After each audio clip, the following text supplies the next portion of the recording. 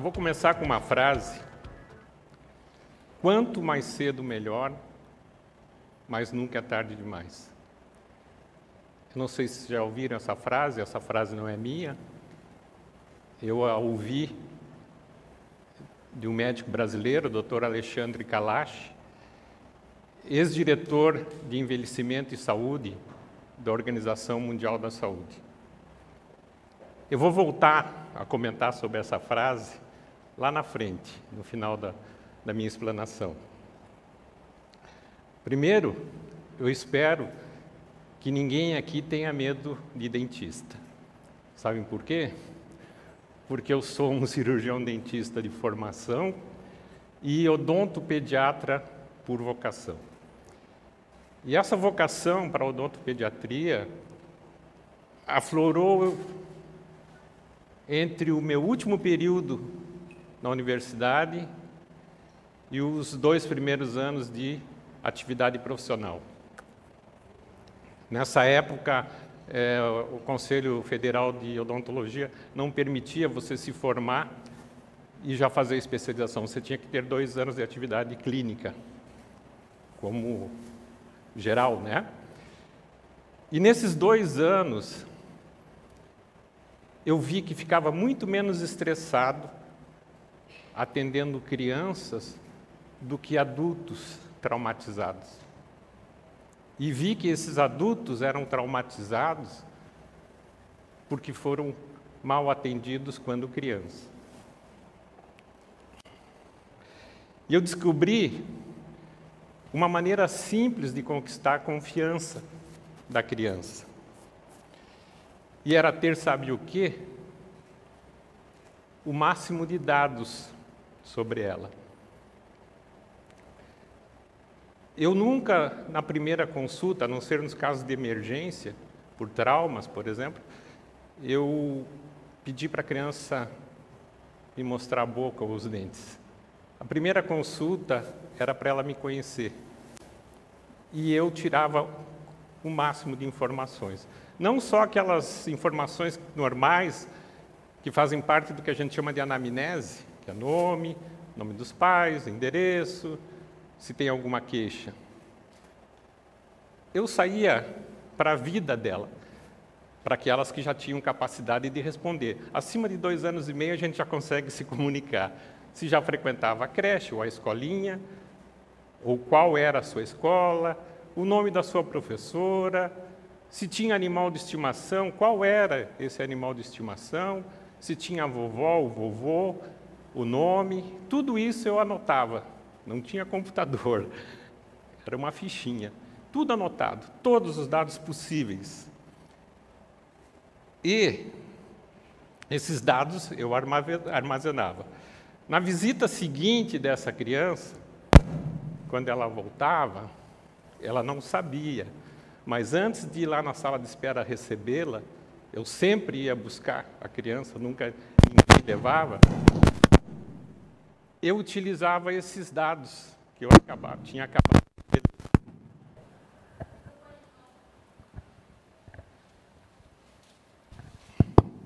Som. Oi? Eu relia e quando chegava para essa segunda visita, eu sabia o nome da criança, estava aqui, chamava o Joãozinho. Como é que está o Pingo, o seu cachorro? Fez muita bagunça hoje? E a professora Denise? Estava legal hoje a aula? E a vovó? Tu viu a vovó Maria essa semana? Foi na casa dela? A criança ficava admirada porque ela achava que eu era uma pessoa íntima, né? Como é que eu sabia tudo isso? Então, isso facilitava o quê? Primeiro, o que a gente chama de condicionamento da criança para o atendimento odontológico. E essas conversas, pelo perfil da criança, eu conseguia fazer como é que ia ser meu planejamento para as consultas futuras. Eu vou retornar essa história para quando eu estava lá no último período da faculdade, que eu falei que também foi o momento que aflorou essa vocação. Eu tive, em 1982, a oportunidade de participar de um projeto que era do governo federal, que visava a integração nacional, chamado Projeto Rondon. O campus avançados da Universidade Federal do Paraná, era assim que se chamava, essas sedes fora do domicílio oficial, era no Maranhão, às margens do rio Tocantins. Sou eu, aquele ali de jaleco branco, eu já fui novinho. E eu passei um mês fazendo atendimento odontológico e vi uma realidade muito diferente daquela que eu estava acostumado, onde eu nasci e onde eu frequentava meu curso, que era Curitiba. E lá nasceu uma chama, e de lá eu já vim com um pensamento de um dia poder fazer alguma coisa para que as crianças não tivessem aquela situação de saúde bucal que eu vi lá. E me formei e já vim direto para Jaraguá, passar esses 2 anos confirmando isso, né? Que adulto traumatizado é complicado, que o melhor é fazer com que as crianças cresçam saudável aqui e aqui. Mas aquela chama não se apagou, aquela de fazer alguma coisa pelas crianças. Apesar de eu ter tido muito sucesso na clínica privada, eu não deixei de atender as crianças que não tinham condições de ir no meu consultório. Eu sempre atendi os menos favorecidos. Independente da condição social, eu tinha a porta aberta. Mas chegou um momento em que eu tomei uma decisão. Eu queria aumentar a minha capacidade de atender essas crianças. E eu decidi fazer um concurso público e dedicar parte da minha vida para a saúde pública.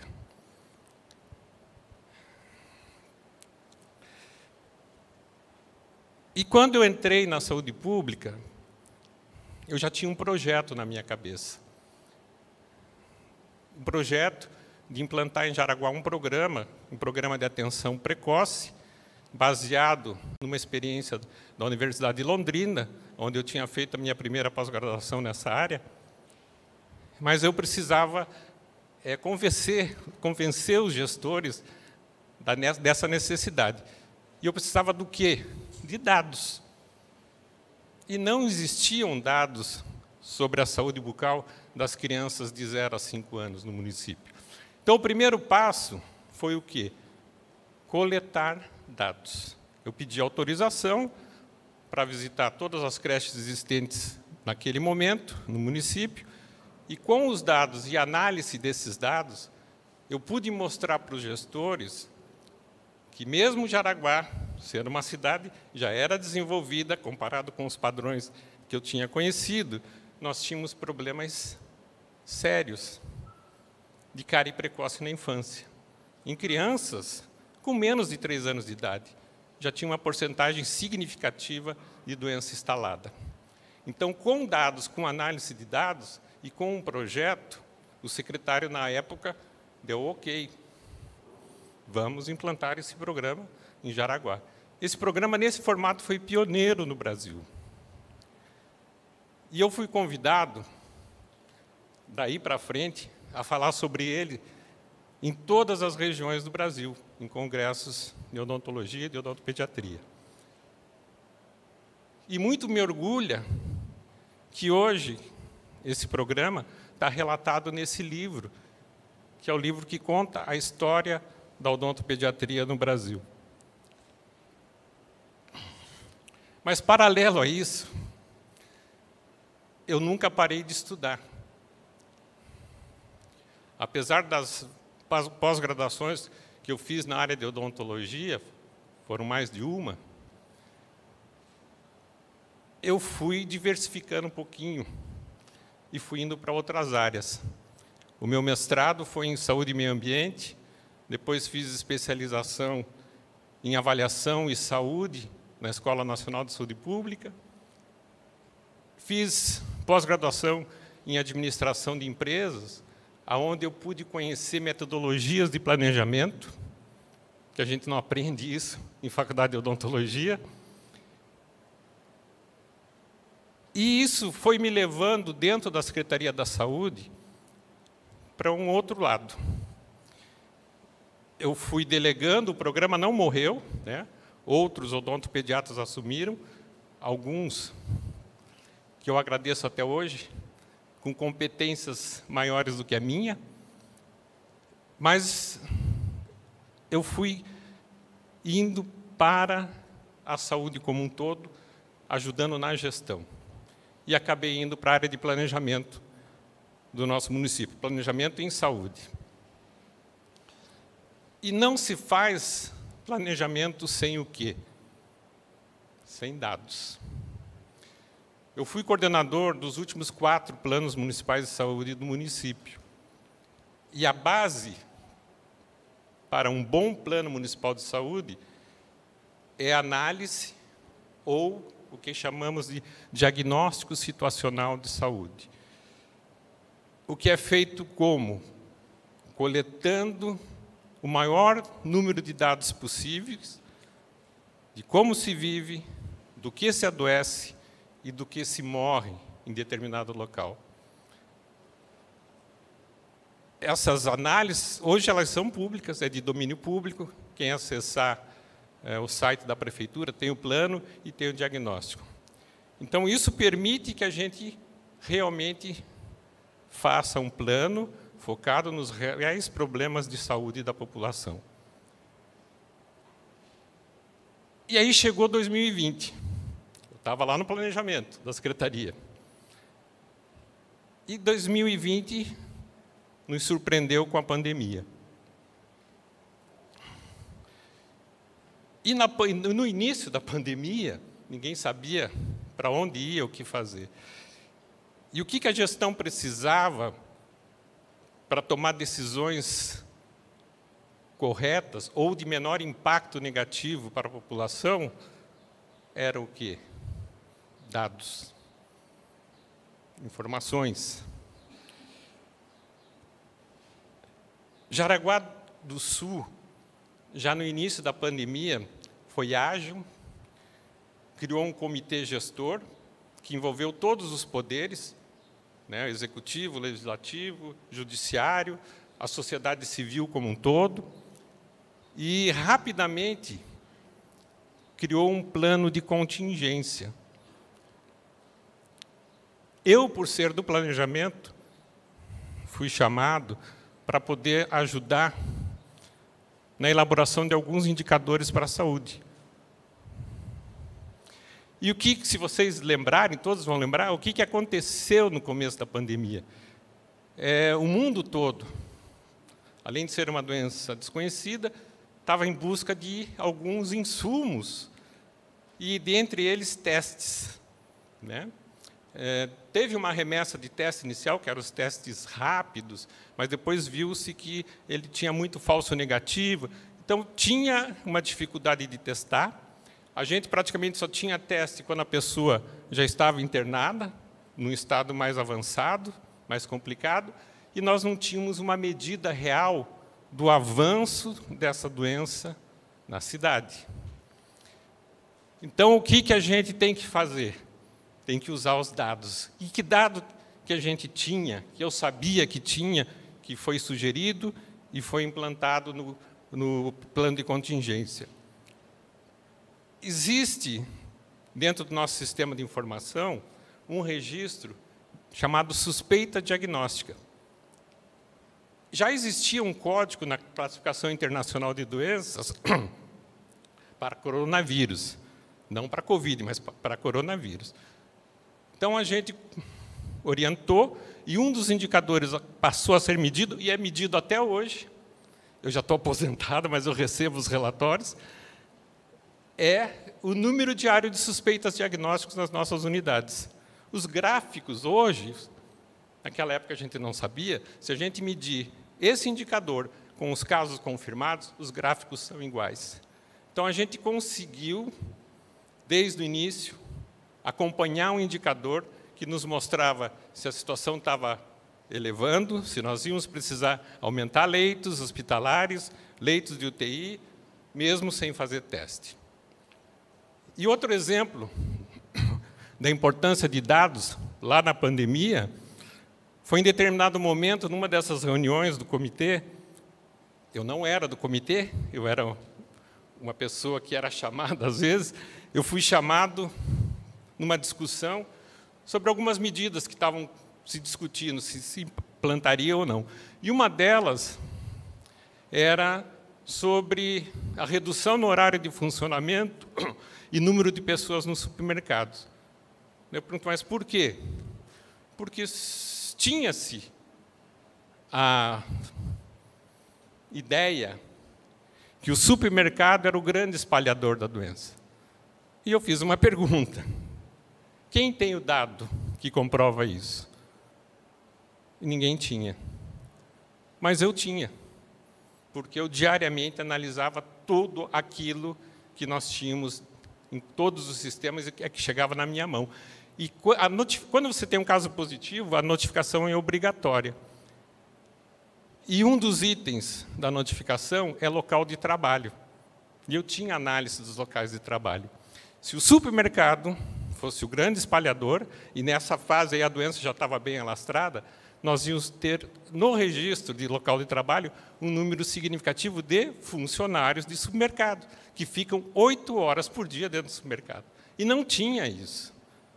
Então, com esse dado, foi possível que não se tomasse uma medida equivocada, com impacto econômico e social. Então, esse relato até agora aqui é só para mostrar como o dado e a análise de dado fez parte da minha vida toda, me ajudando a tomar as melhores decisões, eu e as pessoas que trabalhavam comigo.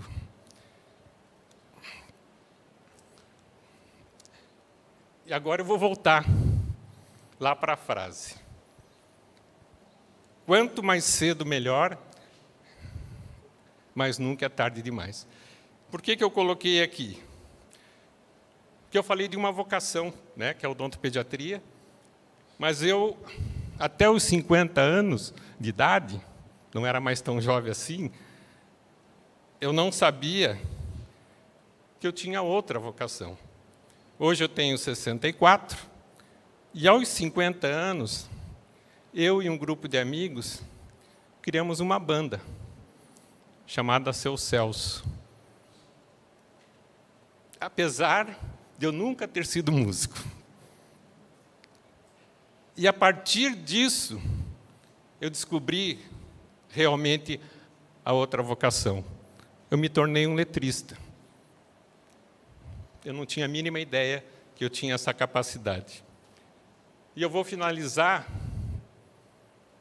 com uma letra minha, de uma música que está musicada pela nossa banda,